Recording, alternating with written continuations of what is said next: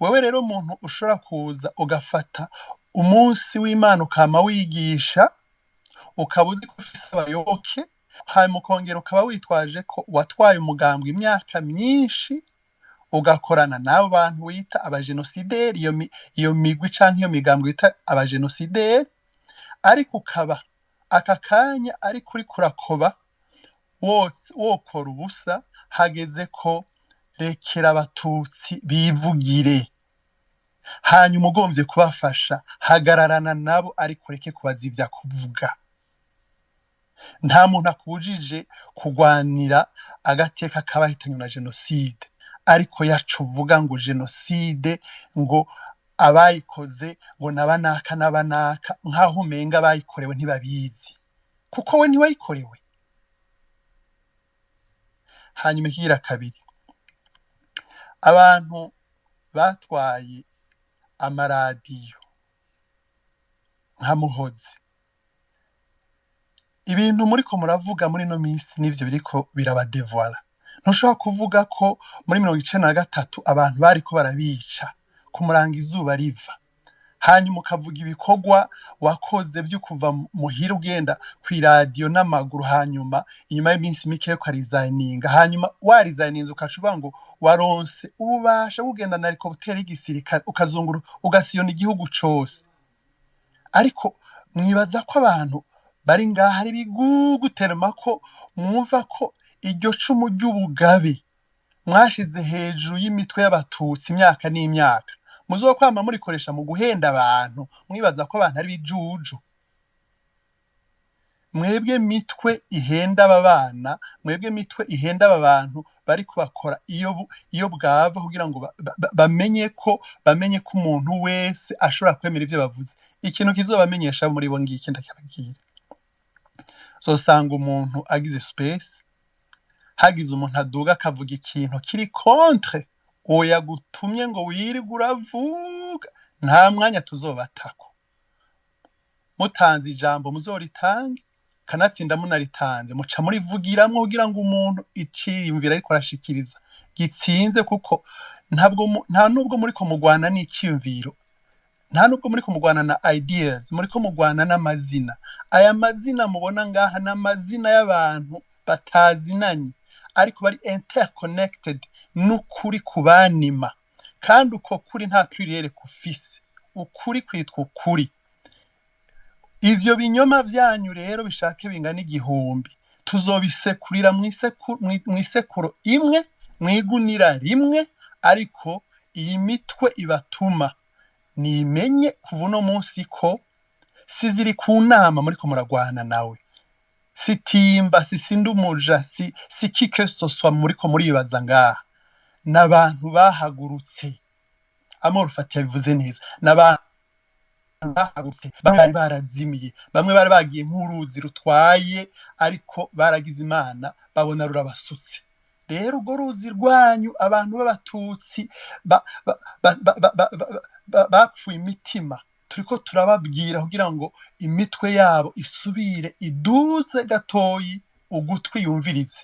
Ntihagire umuntu azosubira gupfa ahenzwe n'abantu bari kubavuga ngo mu Burundi nta bwoko buriho, mu Burundi tugomba kwitwa umurundi, mu Burundi umukoroni niwe yaje kutwita amazina. Kwa umuzungu niwe yaje kubwira umututsi ngo n'umututsi. Umututsi yari imbere yuko umuzungaza, umuhutu yari imbere yuko umuzungaza. Ahubwo bagiye babahereza power, muca muyikoresha mu kopresa, mugiye opression muyihagarike. Twebwe duhagaze mu ijambo rivuga ngo yacu musubira kubesha abantu, komeza mwigishe, ariko twebwe turiko tuburira abantu, twongera tubabwira ngo enough is enough. Igihe carageze cuko umuntu nka Figa Mukasi yubahitse yarageza ahagarara akavuga ati jewe ndashaje, reka nsaze neza. Muvyeyi saza neza, hagarara mu ruhande rumwe, abatutsi nimba ugomba kubashigikira yacu babuza kwivugira.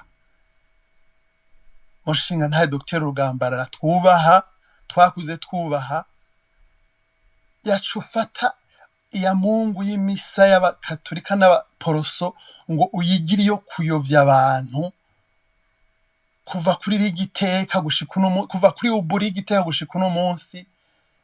Ruhuka, rekera abantu bavuga ukuri, bakuvuge, kandi igihe kirageze cuko abantu bamenya ukuri, kandi ukuri niko kuzokiza abantu. Ibisigaye nta muntu avuze ngo muhutu ntiwifatanye natwe, kuko nta muhutu nibaza ko azoba hanezerewe ariko abana n'imisaka, abantu bo muri 1993 bishwe bakavanwa mu zabo n'umunsi bakiri mu makambi y'abadeplace. Umuhutu yasigaye muri ayo matongo yabaye igihangange kubera abana n'imisaka yabo bishe. Ninde umuntu muri 2015 abana n'ibinogo force commune zuzuyemwe abantu batanze guhamba? Uwo muntu nimba yubakiye ko n'inzu arahiriwe, aba hejuru y'ubuhanga bw'abatutsi batagira ikibavugira, hama mukaza ngaho mukirwa muragira negationisme yo kugira ngo abantu ntibavuge. Ikinyoma kiriruka cane. Hano kuri Space nakunze amahoro ariho. Umuntu araduga muri babandi babiriwe baravuga ubusa hariya, abo nta mwanya bazodutesha. Hano baratanga ijambo, umuntu akavuga agashikiriza iciyumviro, nta muntu aguciramwo. Uri umuhutu uri umututsi, tugomba ngo umuhutu afise ubwenge niyarimye mu bantu bari kubavuga ukuri. Ukuri niko kuzokiza Burundi. Ivy'itandatu na gatanu birazwi, ivy'irindwi na kabiri birazwi ingene vyagenze, 88 birazwi ingene vyagenze, 93 imisi yagiye kurikira inyuma, umuzo wa CNDD muri 2005, ibintu vy'Arusha, imbere y'Arusha aho vyagiye binyura hose. Nimuhazi ukuri rero kwahagurutse mu kubisire, ntimushobora kugustopa. Koriyo bwava ntimushobora gustopa ikintu citwa ukuri, kuzobahondagura mu mitwe mujyame mudasinzira, kuzobatuma mubwira bagore n'abagabo mwahagurukije ngo sinzi utwo mubemera, sinzi utwo mubaha, bakirirwa baravuga ubusa. Twebwe twarahagurutse, kandi nibaza ko inyuma yacu hari indiri z'abantu bari barabuze aho bavugira, kandi ndazi neza ko Uburundi ejo buzoba bwubakiye ku bantu batinya gukora icaha cyo kwica undi muntu kubera ko yavutse. Kuko abantu bari baradenonsa, nibakomeze badenonse. Abantu bari batuma urutoki, kuko hakujana n'utariwe bopfuma ugenda uri wenyene ukamenya ko atawundi muntu muri kumwe, hakujana n'umuntu aza kukwicira mu nzira. Murakoze, tubandanye tuganira.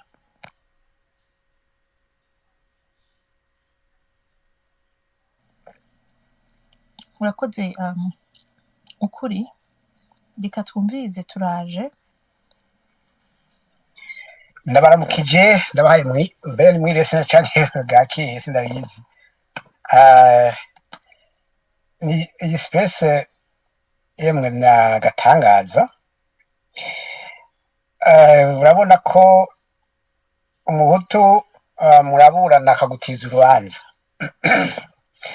Okay, kubera yantuze ya dictator ya ntiba ngo kumenera indakurukumu, donc bagiye kutumeranira indakurukumu ejo, natwe donc twaciye twiga kubamenera indakurukumu, donc bavuga mu mazina.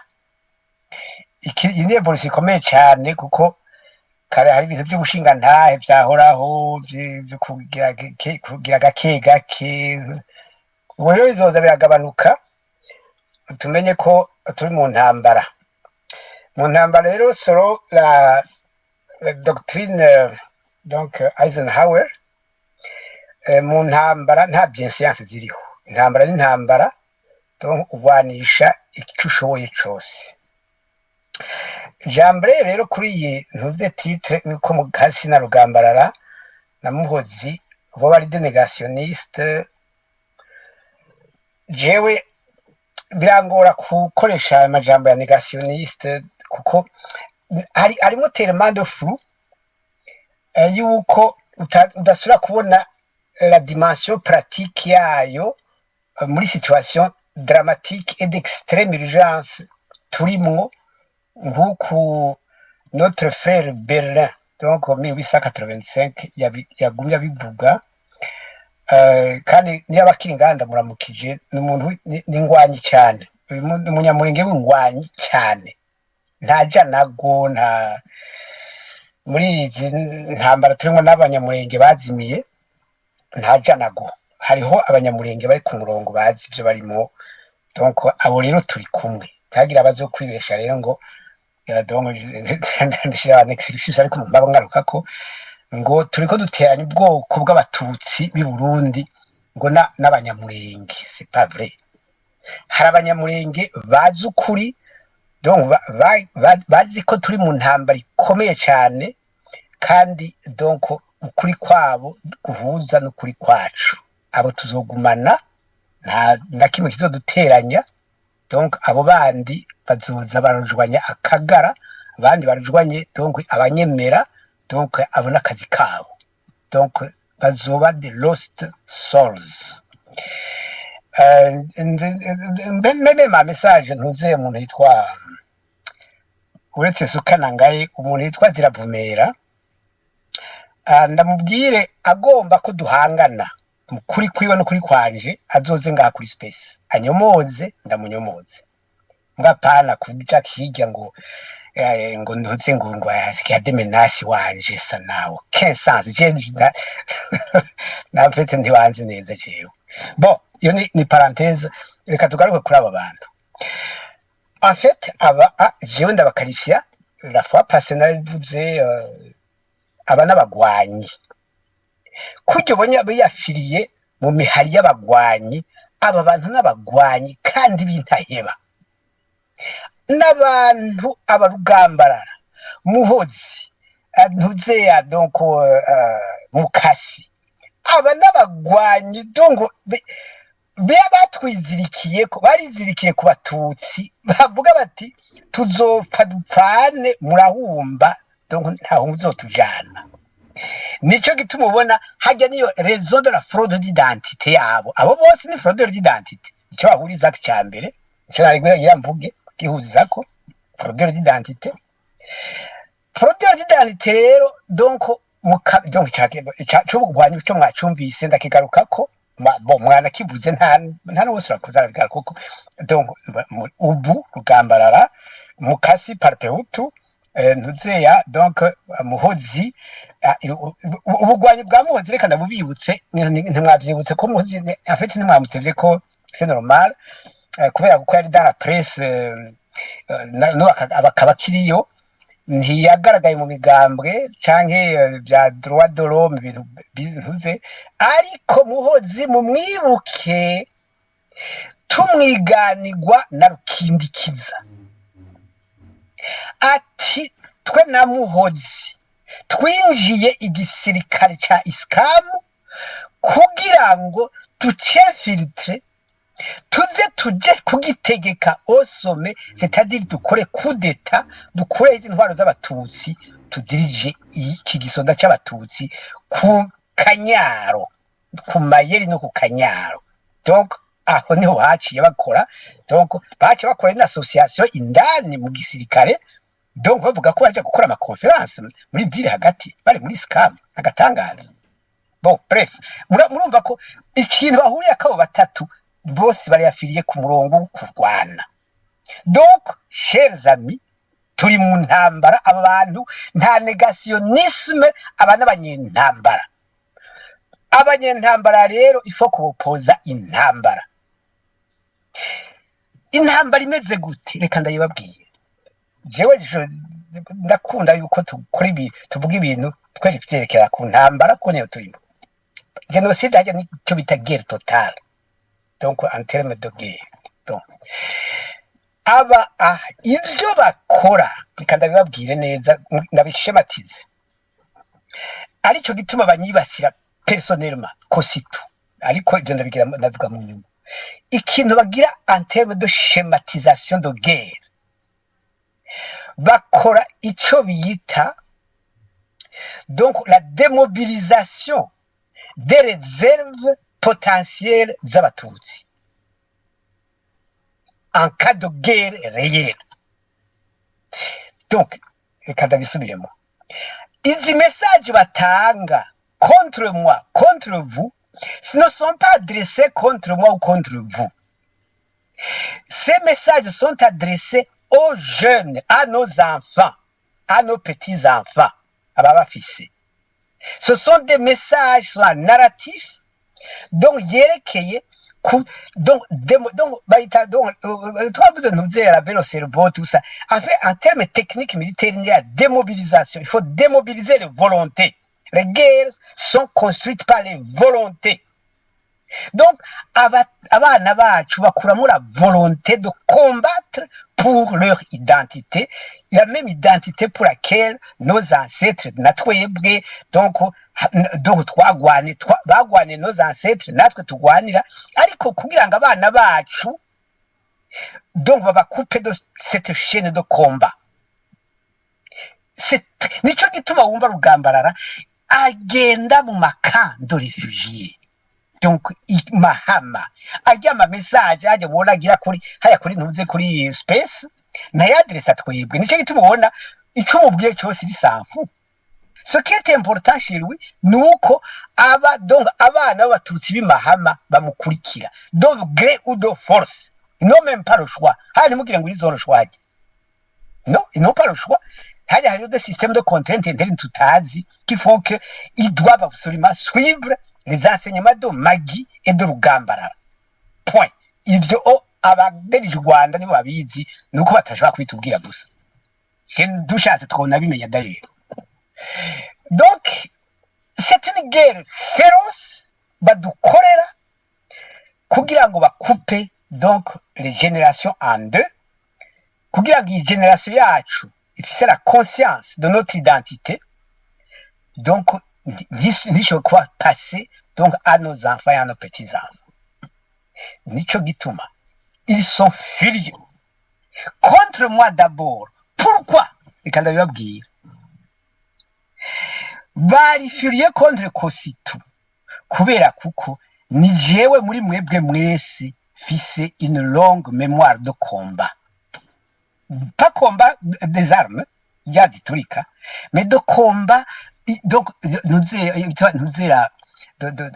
combat des software, donc les combats de guerre hybride, les combats des narratives.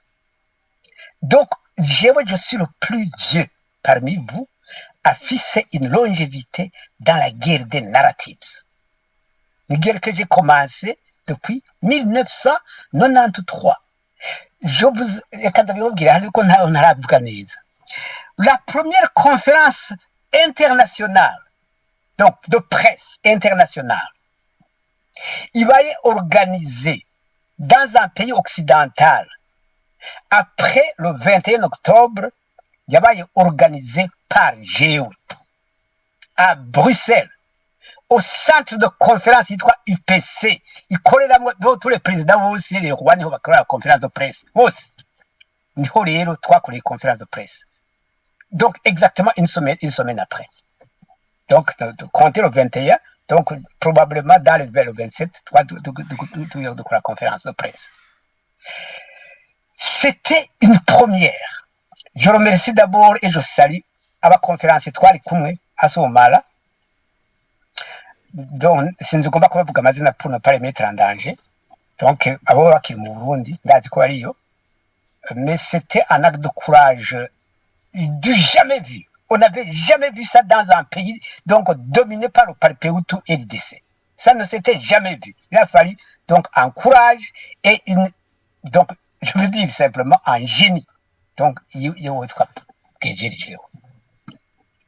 donc, comptez alors guhera icyo gihe twaciye duhangana na Philip Renchens na IDC yose ku munsi et ces gens-là abo Mukasa avuga ngo bamudigise ibyo azobwira abo ba Liliane ba Béatrice, il faut même pas donc nous étranger kugira ngo umenye abari nabo nyine. ba Philippe Lenches qui savent bien donc icarico Kositu ko twahanganye donc on an everyday basis gushikaho Philippe Lenches dufatana ishati ndabibabwiye cette fois sinashaka byumbe d'ailleurs amende ko ari jewe donc twafatanye ishati mu muhogo jewe donc mu muhogo ndigiye muranyumva ego et donc urumva autour de la conférence sortir de la conférence imwe muri izo il a été nécessaire que dufatane ishati na Philippe Lenches c'est tout donc on pouvait en venir là mais anytime urumva c'était donc alors nico kubinye basira rero barazi pourquoi donc ninde yavuze ati pour liquider un peuple tu attaques, tu supprimes sa mémoire. Pour attaquer un peuple, tu supprimes sa mémoire. Paul Coelho. Pour supprimer, donc pour détruire un peuple, tu supprimes sa mémoire. Je suis la mémoire collective du peuple tout. Je suis le moi collectif. Alors, je m'en fous yuko quelques abanyamagana ngaha, ça fait partie de la campagne. Donc, ariko, je vous apprends. Qui est très important cyabaye ejo, c'était la deuxième fois qu'il va d'ailleurs. Donc, ingene space organisé, orchestré contre moi. Il y a les contre Zirikuna au départ. Muga, le contenu c'était contre Kositu, systématiquement. Avec un audio ndende, donc avec ma voix que j'avais produite. Hanyuma, donc, bakibaza yuko jewe mpava ntinya ngo sinza ncandaza ndasaba ijambo. Donc nabaritse barakuvuga ibintu byinshi pendant 2 ou 3 heures 4 hama ndasaba ijambo nsaba micro ntuze Wilson ashambwira ngo ariko Kositu ngurubahuka urashobora kubahuka ugasaba ijambo ngaha hamwe washiza kwa kantu ze ugashaka kave wira ngo baguhe micro bon ndihorera ebye yagiye mbona duhagararanye donc kuga kantu kuri space atanyinjije nashitse shawo ntabwo njana urira kungorora muga nabanze kumuje mukamajamba abiri ils étaient obligés de m'accepter ku nguvu urumva kendo wakera nta mbungira naho gira gute byarangiye ndababwiye yuko ari abantu bankora iciza gikomeye naho nta kibasabye nukuvuga iki c'est quelque chose que vous n'avez pas vu n'abakomanse ntuze ntabyo babonye c'était écrit même dans le titre bati les enseignements du Kositu zarakwiye mu gwaruka rw'abatutsi bose donc alors il faut vraiment donc lancer le cri d'alarme généralisé c'était ça l'objet du musée. C'était pas tellement ngo Kositu ngo yandagaje abahutu ababwira ko tabwenge bafise ko ari bikoko ko ari bikituza c'est pas moi ko abacakara ko abakaravanye no nibo nyine babyivugira banaka c'était muri yanuze yabo Jonas c'est qui avait dit c'était des grandes autorités urumva navyo ko abatutsi abahutu arabacakara bakorera ubusa byavuzwe n'umukobwa wa Mbonye umutwa ati jende wakera ngenda ikandababwira icyo bico umuhutu n'umuntu akorera ubusa ti mu Rwanda nico bivuga haje tusiwe by'ubwoko nta biri mu ati abahutu subwoko c'est ça que je dis que toujours dit quoi abahutu atari ubwoko mais combien de gens comprennent ça non ngo intambara z'amoko no nta ntambara z'amoko ziriho kuko abahutu subwoko abahutu n'abantu bakorera ubusa kuko ababazanye babaziritse nta mahera babakorera kuri gusa parce que c'était donc leur bête de somme. Alors quand je le dis je deviens le coupable, mais ababaziritse ne sont pas les coupables. C'est quand même grave ça. Et ça fait partie exactement de la mentalité des esclaves.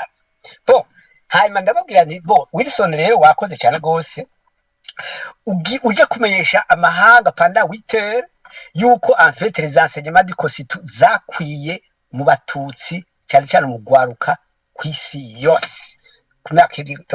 Donc c'est tout ce que je voulais. J'ai enseigné pendant, donc ça fait 30 ans que j'enseigne dans ma doctrine, Kositu. Donc, les effets sont là, et tu es le témoin, donc en prétendant yuko, uri kurangwanya, mais tu ne peux pas stopper, donc tu es dans l'incapacité de stopper Kositu, c'est impossible. Alors, qu'est-ce qu'ils ont fait? On a fini par être de très grands amis. De chacun, j'ai trouvé un bon côté chez chacun. Donc, pour congratuler chacun, je vais congratuler. Donc, yuko ari inshuti. Donc, il ne voulait pas, d'accord, mais vous inshuti. By a way or another. By a way or another. Donc, mais la vérité, c'est pas ça. La vérité, c'est autre chose. Donc, il n'a pas pardonné, ni kindi. Ça n'avait rien à voir avec ça. Mais il faut faire la paix avec tout le monde. Donc, surtout, donc, abantu bato nk'abajya, donc, à mon niveau, je ne peux pas engager des combats avec des gens donc, de son niveau. Donc, il faut trouver un moyen de faire la paix avec ces gens-là. Parce que de toute façon, donc, le coup ne m'atteignent jamais, ne peuvent pas m'atteindre, c'est impossible. Wilson, nawe, je l'ai congratulé, donc, je ne l'ai pas pardonné, by the way. Wilson, non, je te congratule pour la propagande, nkorera ntaguhemba. Ndi umugambi ashobora kugusororera anytime ushaka, taramukizwa. Bon, mugabo wewe kuba warongoreye Rumata yuko en fait donc ijambo ryose donc rivuye mu kanwa kanje ucukoma amashi donc iryo ryose ko atakintu na kimwe c'ikinyoma mvuga ko byose ari ukuri gupanze kandi ko Wilson ubyemera 200%. Ukabiryongorera Rumata, Rumata akaca tuza kubitubwira kuri space, Rumata naciye ndamufuta parmi mes opponents. Ndamufuta, j'aurais gracié. Donc hanyuma wewe nawe, donc je te tiens en positive appréciation, puisque nawe ugomba kunyataka tu te retrouves à annoncer au monde que natsinze. C'est ça qui s'est passé. C'est ce que j'avais dit à Jessica. None Gakozito na Wilson umwene ngo wiwanyu. Oya navuze ko ari yavuze ngo rekana kubwira sinzi ko ariho waruri yaciye ngo ngo none je nguranditse kandi umuhutu ngo dawo ngo ngire umukosi tukanye ndi umuhutu none umuhutu yiyumvira neza akakemera ibyo mvuga ko ari byo none je umuhutu nje no muhuriki ubuhutu nabwo namukuyeko navuze gusa yuko ari umuhutu anyemera wowe umuhutu anyemera donc unyemera nza donc nanje kuguha donc du respect. Because tutazabye uvuge kuri titre.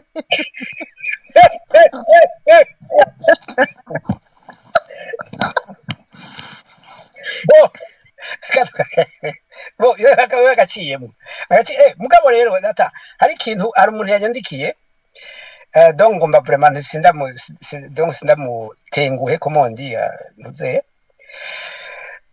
yansabye ati hari ikintu bakuzibagije donc uri kuravuga gikomeye cerekeye les étoiles de David sur le drapeau du Burundi donc mbabarire ndakivuge en 2 secondes. Donc nabwo bwiye mangetenye ni bijya bintu wavuze yuko je nabeshe yuko donc ya drapeau y'u Burundi ariko les étoiles de David c'est-à-dire des étoiles d'Israël ngo parce que ça a été dessiné par ton oncle donc Ndongozi. You wrong. Bacha aranzibagiza baramvugiramwo ils ont crié ne m'ont pas coupé moi ils ont crié tout le temps Gasuku ni Gasuku sindongozi Gasuku je commets tout ce que les syndiqués hari gituma en fait hari no gituma psychique kiriho quelque part je vous dirais quoi c'est muri DM. Bon donc Gasuku rero nabuya nti bijya rero bijya donc ibyo Gasuku yakoze wewe ntiwabajije uwabimutumye uwabimutegetse ntawe wajije reka ndamukubwire ni donc ni umuyahudi baranse ko ndabivuga byenze bace ndabireka ubwo reka ndabivuge kuri uyo muntu namwebwe mu bimenye ni umuyahudi yitwa Israel Salanter écrivain. Donc uwo muyahudi yari businessman hajya donc ntuze Bujumbura akaba aussi un avocat. Hanyuma donc après donc ntuze la visite de Mwambutsa en Israël, donc en 1958, il avait été convenu avec Ben Gurion yuko idarapo ry'u Burundi rizomera Jaco, donc l'étoile de David.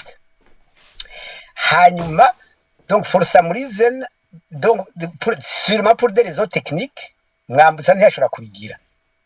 Acararindira rero, donc yuko igihe kizogera hakaba independence, donc muga dans de bonnes independence zibaye abazungu ntibaciye bagenda, ils devaient surveiller tout. Donc hamwe rero hogeze igihe abikuye batiza gucunga ivyo bintu muga yamaze gutanga design zose les instructions. Donc ntuzeya Israël yadereze so juif, il s'appelle Salanter. Bon, singomba kudetaye ivyo abantu benshi baba bakora nk'ivyo bitwa businessman, donc bitwa gutyo mugabo bakora n'ibindi yari basanga bare consul canke d'autres choses ntarinda ku detaye ngaha.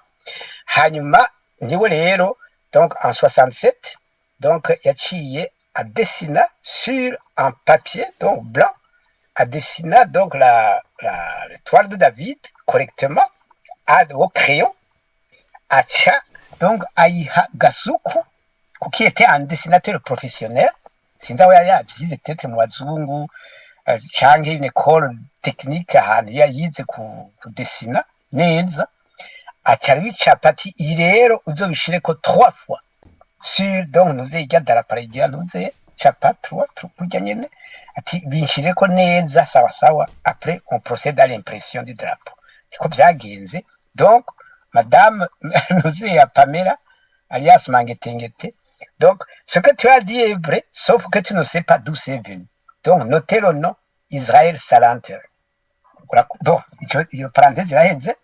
Alors abadero nuze barugambarara na bamukasi, jewe ndabakiza donc plus gravement que le négationnisme, la fraude d'identité. Kuko fraude d'identité ijya bayigira dans le cadre de la guerre. Et en fait ni nkaba donc c'est comme des espions en fait.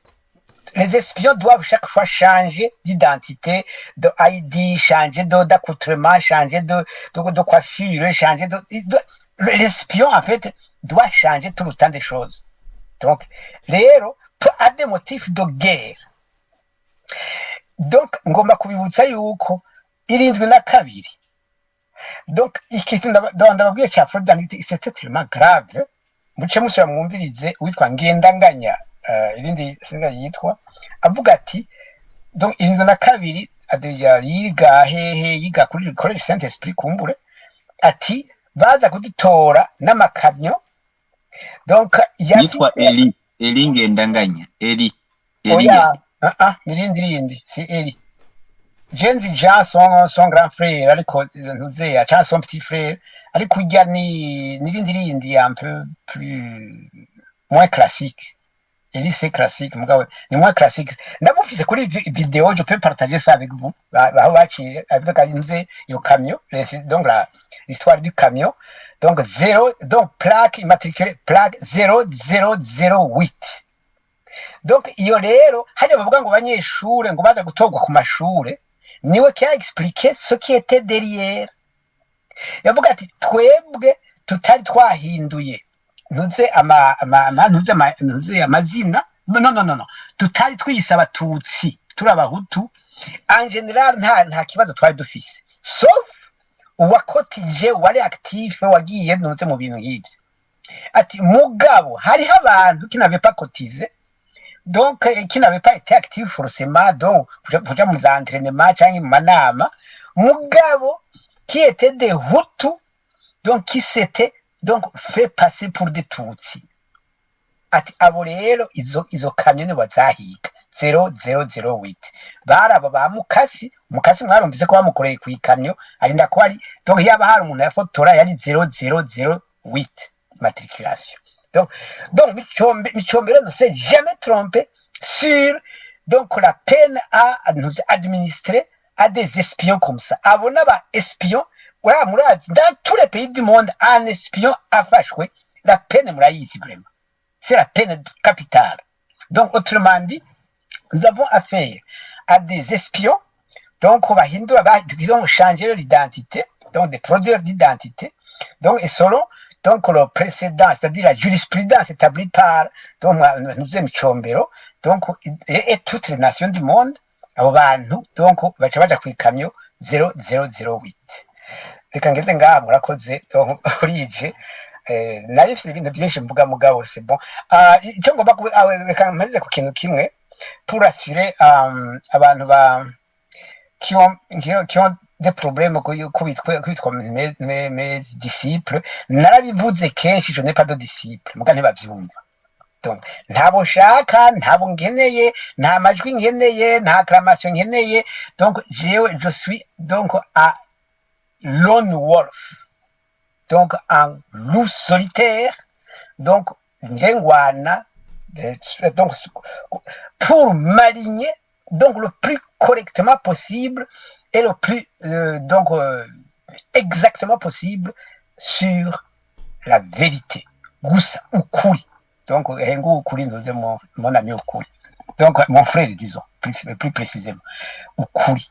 Donc l'alignement kukuri ne nécessite aucune donc nta acclamation ukeneye, nta disciple ukeneye. Donc je sème donc uruhodo espèce nkabivuga hanyuma abavyumvise bikabubaka biwacu, abo bishabuje bikabarya mu mutwe bakaja kwimena. Ariko nari nibagiye kumeta en garde abantu bafise donc des petites velléités donc de refaire les aventures qu'ils avaient fait donc par le passé. Burya buntu bagira ngo ntuze ngo azojana ngo ntuze ngo kositungo ngo ntuze mu tribunal ngo tezimanize bon ndababwire ubone turukire muri ibyo bintu bya so kwene uruze muri zaza ntuze. Donc aha mwumva ngo ntaba disciple mfise abagwanyi urabyumva cyogorage babwiye barabyumva. Donc ati James abagwanyi baboneka n'abataboneka.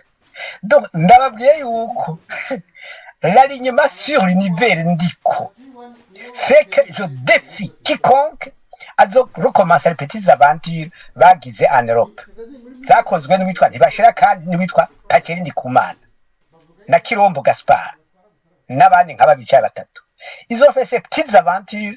Je les défie de recommencer ces petites aventures. Cette fois-ci, ça peut se terminer, je ne sais comment. En tout cas, l'alignement sur l'univers ndiko n'iyindi mbafise des abagwanyi batazwi no kuvuga Wilson wa Mangetengete. Wilson wa Mangetengete muzobabona, arico muzobona. Murakoze cyane, merci beaucoup. Nasukana ngaye. Sukana ngaye uti? Hariho n'uwundi mugwanyi yitwa Sukana ngaye yaguhagurukiye.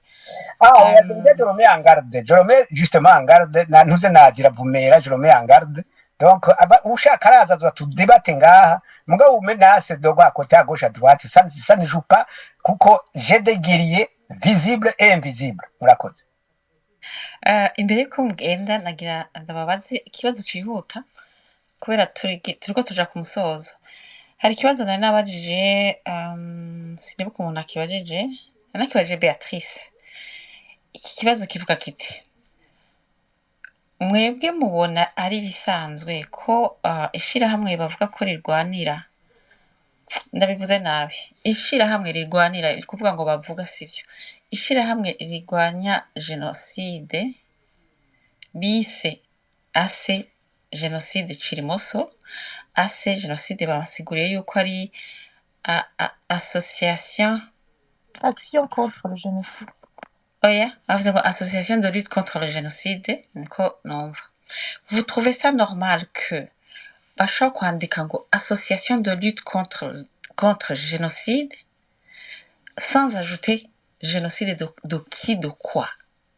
Donc ntibashize ko ari association de lutte contre le génocide ihonyabwoko ry'abatutsi. Muri ico gihe ushobora kuzokongera ko ico ushaka, hanyuma bigaca bihurirana nuko Rugamba aravuga ati nta bwoko buriho.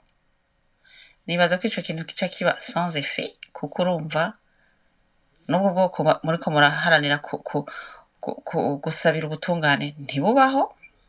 Hanyuma nta nubwo mwongeyeko nongera nsaba kirazira nawe nyene Maxime uzopreciser à moi kuvuga association de lutte contre jenoside des humains ntibibaho. Okay, jewe nduvamwo ikosa kuko ntibashizeko ihonyabwoko rikorerwa abandi, swat barukongera ko ari iry'abatutsi canke ari iry'abahutu. Ntimubona uko ari byo bituma babikinisha, bamwe bakavuga ngo hariho ihonyabwoko ry'abahutu, abandi ngo hari iry'abatutsi. Jewe numva aho dès le départ harimo ikosa canke gusamara. Nkaba nagira nkubaze, udafise commentaire kuri ivyo, no kubaza au moins ukatubwira ingene iryo shirahamwe ryatanguye, kuko amatwi asumira umengo urabifise ko amakuru. Ego, ico nibaza ko birakwiye, ikibindi tuzobivuga mu nyuma. Murakoze. Donc urakoze cyane. En fait ntuze ya icyo ni kibazo gikomeye cyane.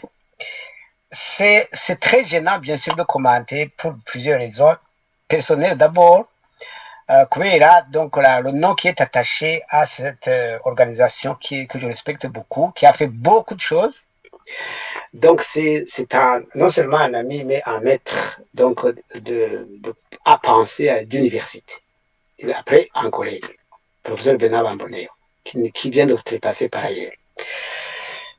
Donc ariko ni ikibazo gikomeye uvuze, parce que je l'ai dit, nous à ces génocides association donc la composante tutsi iri muri yo sinobiyihora, kuko il faut se reporter au contexte de la création de cette association.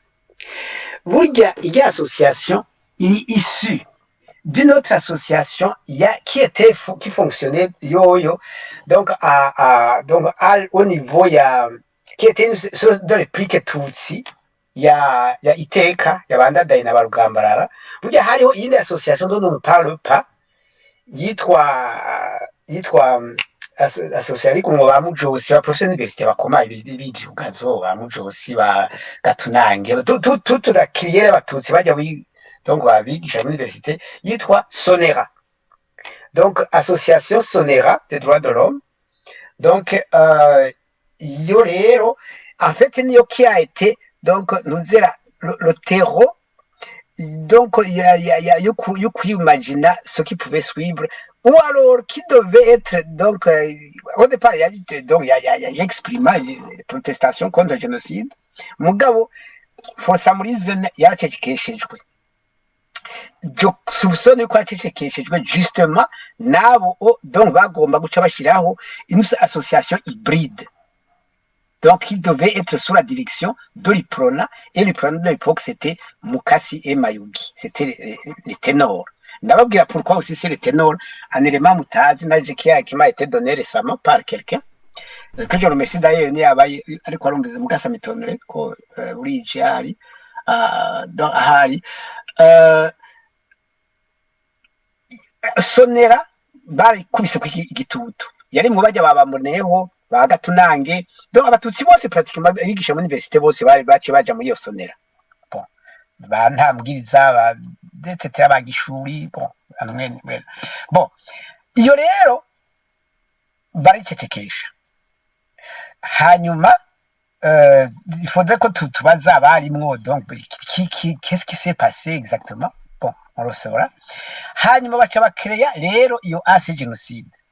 Le premier yayitwaye donc aussi loin que ma mémoire remonte, yari bamboneyeho, yari uwitwa Gamaliel Ndaruzaniye yatangiye kwitwara un ténor de l'Iprona, donc vraiment brillant etc, très tôt apparence tutsi, muga nawe qui était donc un fraudeur d'identité, uretse ko wewe n'a jamais été nuisible en quoi que ce soit. Oui, il était de bonne foi, donc muri Porona ya twese etc, tout le monde à l'époque bari abaporona sauf moi et l'un ou l'autre nous rero a partir yawe rero niho ba Mayugi baciye biburirira, donc avec nous donc shield ya Gamaliel Ndaruzaniye mu comité central du Prona, agaca aba président w'iyo ase génocide. Sinzi ko yari formel cyangwa ikiri projet, si ça je peux vérifier. J'ai une mémoire de fils parce que j'étais dans la lutte donc opérative à ce moment-là. donc niho rero ba Mayugi Mukasi n'abajya abahutu bose bitwa bangeze donc ba Kagimbi tout le monde abahutu bose baciye biyakorosha ku batutsi ngo ni aba victime nabo du génocide ngo yakozwe na Frodebu. Donc tu vas en fait un génocide de Frodebu contre le Prona. Regarde ibyo abatutsi bya fallu une lutte féroce de quelques tutsi, je soupçonne qui donc sinzi kwa kiriho no ushobora kumuvuga, je soupçonne yuko quelqu'un comme donc le maître Ntiyankundiye Étienne doit avoir pesé lourd dans donc la mention du terme tutsi muri kya gitabo mubona qui a été fini par sortir. Ntiyankundiye ntakiriho. By the way, ariko ndabizi. Ndashobora kumvuga rero. Donc c'était quelqu'un donc udashobora guhindukiza ukuri avec lui. Tu pouvais pas tricher. Nawe wagira gute? Kwitwa umututsi yameze nk'ubugi bw'ishenyo. Donc je soupçonne déjà qu'il devait y avoir d'autres qui sont venus me voir par ailleurs, donc pour votre gouvernement, pour dire gituma ils ont les okuni. Hariho n'uwundi yitwa Maître Barekayo. Ça vous dit quelque chose? Barekayo none docteur, docteur. Bon, rero sinamushiramo muri iyo ntuze rite kuko wewe yari un guerrier donc tous azimuts. Je ne pense pas qu'il perdait beaucoup de temps à étudier les textes. Donc, il a fait la guerre généralisée, mais alors donc dans la presse, dans les associations, il a dépensé son argent dans les voyages, tout ça pour aller mobiliser, il est venu me voir. Oh, by the way, conférence de presse, quoi, Guizé. Donc, Niwe, il y a déjà tout mobilisé en Europe. Non. Il a dit, conférence publique. Quoi, après la conférence publique, cette fois-ci, à l'université de Louvain. Donc, cette fois-ci, ndayigira avec Barekayo, Dr Barekayo, avec Ujanga Yimbe ndamubona, n'undi muzungu yitwa Jean-Yves, donc bahatse kumutema ntuzeya, n'umukopera, bahatse gutema haji mwaro ku Kayoko iwacu. Alors, il était totalement effrayé, il est venu donc témoigner. Donc, mais malgré que plus tard, amaze kubona yuko, donc, il a donné donc sa voix à des Tutsis, donc, il ne fallait pas le faire dans la consigne de tête de coopération. Il a pris des distances, nous, par rapport à nous et à tout ce qu'il avait dit. Bon, bref, c'est pour vous dire. Donc, urumva rero Barekayo ntiyashobora gutumwanya analyser des textes ou rapporter des textes dans l'avenir. Il se battait au jour le jour et il est mort comme il s'est battu. Bamurashe, by the way, agiye muri conférence donc ntuze contre le génocide à commémoration i Kigali. Bamurashe. Yaragiye muri Ibuka. Donc voilà. Donc il est mort vraiment. Ça c'est bon. Ujya rero twiganye depuis la 7e, mu cika 12 na kabiri, twiga depuis la 7e jusqu'à la première kuri collège Notre-Dame. Donc même classe. Donc ça c'était un frère de combat. Et donc c'est le cika 10. Bref. Donc urumva rero, c'est pour répondre à votre question. Ba Mayugi, surtout Mayugi na Mukasi, donc baciye bafata en main l'endoctrinement, il y a donc la ligne doctrinale à ce génocide. Donc c'est une information que j'ai reçue de quelqu'un qui suit de près au-delà de ce que les gens connaissent. Burya Mukasi na Mayugi babaye recrutés donc sur le même critère par le kit. Bon, officiellement représenté par Buyoya. Donc après 88, niho babaye recrutés. Et il était question yuko donc abo babiri umwe azoca atwara igihugu, uwundi mu gihe atwara igihugu ubundi agaca atwara iprona, ou vice versa, bakaza baralterna, umwe atwara igihugu ubundi agatwara porona, ubundi atwara iporona ubundi agatwara igihugu. Donc c'est alors le critère c'était quoi? C'était donc il fallait donc le critère c'était avoir été un prêtre, ou alors avoir été donc un séminariste de longue durée qui a été endoctriné, mais juste au très haut niveau, c'est-à-dire grand séminaire, jusqu'à muri za théologie n'ibiki. Alors, mugaga chagira aussi un profil donc on nous disait donc la pugnacité cyo bita la pugnacité kaba pugnace donc bazi kuvuga kugira hejuru bazi kuvuga vuga France neza c'est très important parce qu'ils devaient contrôler et maîtriser le narratif et c'est ça qu'ils ont fait bacha bagenda zo endoctriner tous les tutsi bazana des termes ngo ntuzeya ngo l'interethnique résistante ngo ntuze ngo le réarmement moral ngo ntuze ngo la ntuze le réarmement moral ni bitatu c'est les trois slogans l'interethnique résistante le réarmement moral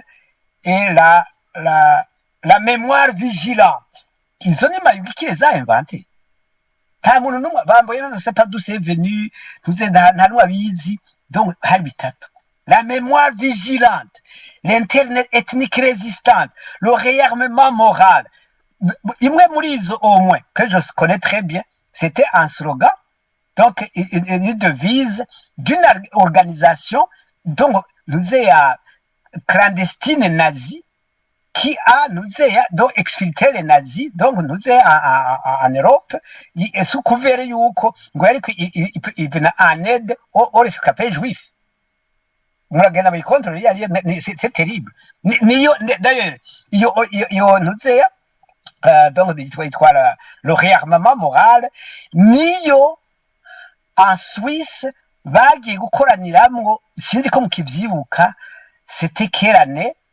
donc haragiye tout donc abantu bashika nk'ijana baragenda en Suisse bamarayo nka 3 semaines canke un mois donc dans les montagnes suisses donc bajya banywa abo bose nibo bari bamukasi bande bamukasi parce que yego bajya ba Domitien ba tout la classe bambuga inyumvira bose tout le monde bajya aho hantu centre yitwa Co est-ce que c'est Co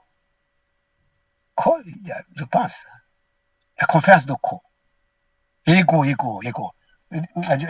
donc murazora abagiye muri conférence de Co ntara hantu niho le centre de réarmement moral donc urumva ni ibintu biva kure gose après donc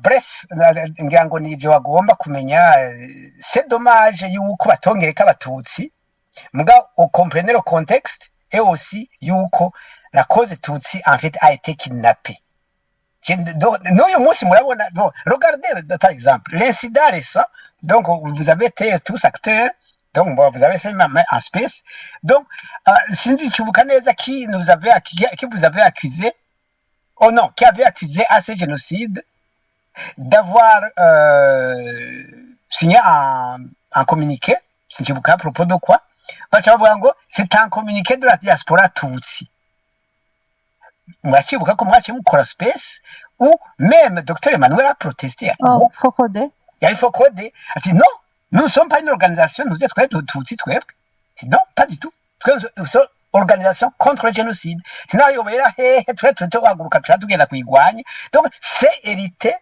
de ce kidnapping à l'origine de la cause tutsi iyo kidnapping donc la cause uretse umunsi tworeka kwita génocide bon abakugera liti bakayikora mugabo hakaba une notion très importante je vais la cause tutsi là ça serait très important donc niyo rero turiko turanapa n'abanyamurenge nabo bose bagomba kutiyita abatutsi parce que bo babihevye bagaca bagomba natwe tubiheba jamais on ne peut pas abandonner parce que bo babihevye c'est le problème donc notre cause niyi parce que babihevye baca abantu de combattants sans cause c'est comme la conséquence yo guheba ku mututsi ajya muri contexte yizi combat contre le kit donc le kit yatugwanije nk'abatutsi hanyuma wewe ukamera ushobora gusurviva gatoya ukakivuga ngo pour mieux survivre ngo reka ndeka kwitwa umututsi ngo neho bondeka mais eh bien icyo gihe bashaka kureka probablement je ne sais pas pour combien de temps mugabo asomara tu perds la cause de combattre et tu deviens un combattant sans cause bashaka kwita un terroriste un criminel un cavale donc rero abaje batubuza mu banyamurenge n'abandi bandi hajya ils vont être quickly qualifiés de criminels en cavale et de combattants sans cause kubera kuko biyambuye la cause y'abatutsi de twe rero tuyigumane si nous voulons combattre kandi avec la légitimité du combattant et assurer de la victoire. Donc ça commence la cause Tutsi kuko la cause Tutsi n'est pas liée contrairement à ce que les gens croient à la lutte pour les postes ou pour l'argent. C'est pas ça la question. La lutte donc Tutsi, la cause Tutsi est liée au droit de propriété sur la terre des ancêtres. Donc, connexion avec les ancêtres, donc on voit les bénédictions, la puissance, Hanuma, la terre des ancêtres dont tu es le propriétaire légitime et éternel. C'est ça le combat. C'est ça la cause. By the way, reka ndabahe anecdote donc rapide. Burya, en discutant avec un leader somalien, donc twahuye un intellectuel et leader, ndabyibuka ko twahuye muri train de Paris, mvuye Paris, je viens de rencontrer une très grande autorité donc juive contre Kit. Donc je peux le citer, il ne se cache pas. Ça s'appelle le colonel Kirschman, Herbert Kirschman. Donc il était retraité de la marine, de la Navy. Donc les juifs, il ne se cache pas, il plaide les causes Tutsi, à l'ONU, donc tout ça. Il a aidé beaucoup d'organisations Tutsi qui ont eu le courage de se qualifier comme tel au niveau de des statuts. Donc, pour me rencontrer sur le train de retour, nous avons un Somalien, donc il y a twaje turatera inkuru tuvugana ibyaho dusangiye abatutsi etc. Yambwiye ikintu gikomeye que je vais partager avec vous. Donc, donc il connaissait l'histoire des Tutsi par cœur.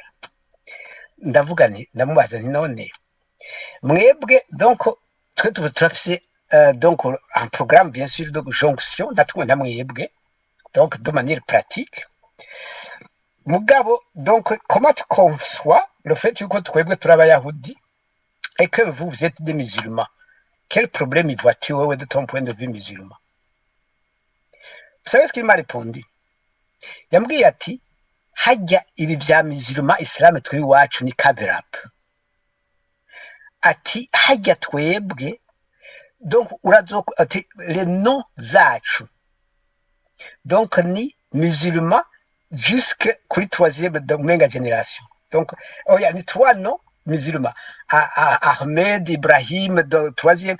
Ati hajya turabisa ayandi mazina rero ashika 20. Ati ayo mazina rero représente non, il 12. Ati représente donc nos ancêtres, donc imwe yosi donc chef de file d'une génération, donc de nos ancêtres. Akachubuga une génération après 30 ans que ancêtre de génération. Ati ku buryo rero ati la raison pour laquelle twe les Somaliens nous sommes féroces à la guerre. Ati un Somalien umwe agiye ku rugamba aba ari conscient yuko il utilise les énergies donc de 30 générations, de 12 générations fois 30 ans, donc fois 30 ans donc. Ati urumva abantu muri kumuragwana hamwe qui sont tes ancêtres en ligne directe du côté paternel et maternel. Ati donc haya twe quand on est au combat on est invincible uniquement pour ça. Donc ibi bintu bababesha rero ngo kuba umututsi nacu bimaze donc abantu bazi byo bakinako. Donc les énergies des ancêtres sur des générations icyo ni ikintu gikomeye, retenez ça. Donc murarajyana murakoze. Murakoze, tuzobandanya naho hari abavuga ngo kuvuga kuri jenoside ikorerwa abatutsi mu karere canke mu gihugu cacu ngo ni ukuba supremaciste, raciste, ngo ni ukurondera ngo kurusha ubututsi abandi. Jewe ivyo ndavyita navyo nyene negationisme, kuko ni nkaho umuntu akwariye ati mbe kuri kurira ko wicwa kubera uri umututsi, ninde yakwariye ko kwije ivyangombwa kugira ube umututsi? Donc hora ntaco wabaye canke canke hora sindakumarire. Moi je comprends que c'est plus grave que umuntu yofuma kopoza ikindi kintu ariko akwambuye ikikuriza, ni ukuvuga akwambuye, ni nk'aho ivyo constitution yaravuze ati akwambuye ta cause, wowe